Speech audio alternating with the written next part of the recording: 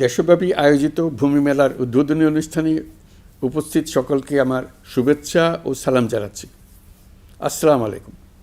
বক্তব্যের শুরুতেই 3 দিনব্যাপী ভূমি মেলা 2025 আয়োজনের এই উদ্যোগকে আমি স্বাগত জানাচ্ছি।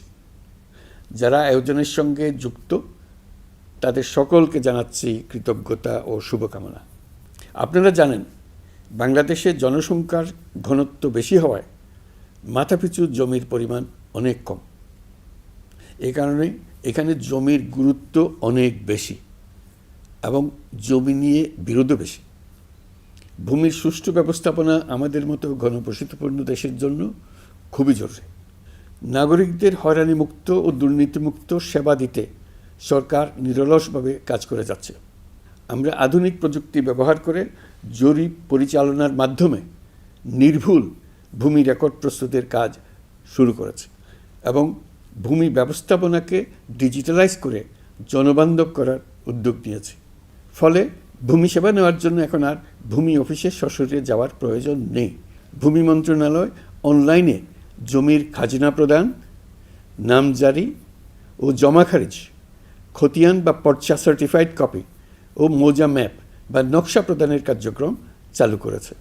ভূমি মালিকদের কথা বিবেচনা করে ভূমি সেবার আবেদন সহজে যেন দাখিল করা যায়, সেজন্য ভূমি সেবা সহায়ক নির্দেশিকা 2025-এর আওতায় বেসরকারি উদ্যোক্তাদের পরিচালনায় ঢাকা মহানগরে 5টি ভূমি সেবা সহায়তা কেন্দ্র পরীক্ষামূলকভাবে চালু করা হয়েছে।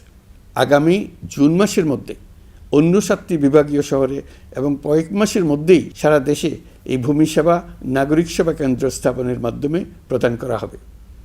এসব সেবা কেন্দ্রের মাধ্যমে নির্ধারিত ফি পরিশোধ করে ভূমি মালিকেরা সহজে ডিজিটালাইজ ভূমি সেবা প্রাপ্তির জন্য আবেদন করতে পারবেন। এছাড়া এখন দেশের যে কোনো প্রান্ত থেকে ভূমি মন্ত্রণালয়ের কল সেন্টারে ফোন করে ভূমির মালিকরা পরামর্শ ও অভিযোগ জানাতে পারবেন। বিশেষজ্ঞটি ভূমি সেবা সংক্রান্ত জটিল সমস্যা সমাধানের উপায় জানিয়ে দেওয়ার জন্য নিয়োজিত আছে। আমি আশা করি ভূমি মেলার এই আয়োজনের মধ্য দিয়ে সেবাদাতা ও সেবা গ্রহীতাদের মধ্যে যোগসূত্র স্থাপিত হবে এবং ভূমি সেবা বিষয়ে জনসচেতনতা বৃদ্ধি পাবে।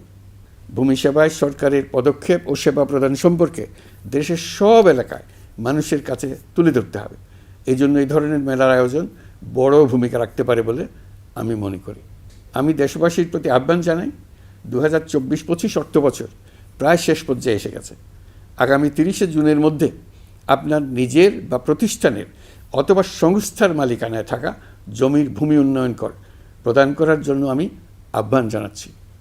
ওয়েবসাইটে লগ ইন করে ঘরে বসেই ভূমি উন্নয়ন কর পরিশোধের মাধ্যমে দাখিলা সংগ্রহ করে আপনারা নিজেদের ভূমি মালিকানা সুরক্ষিত করতে এবং দেশের উন্নয়নে অবদান রাখতে পারবেন। ভূমি সেবায় ডিজিটালাইজ পদ্ধতি মানুষের ভোগান্তি, অস্বচ্ছতা ও দুর্নীতির অবসান ঘটাতে সহায়ক হবে। সকল ধরনের নাগরিক সেবাকে ক্রমান্বয়ে আরও জনবান্ধব করে তুলতে আমরা বদ্ধপরিকর।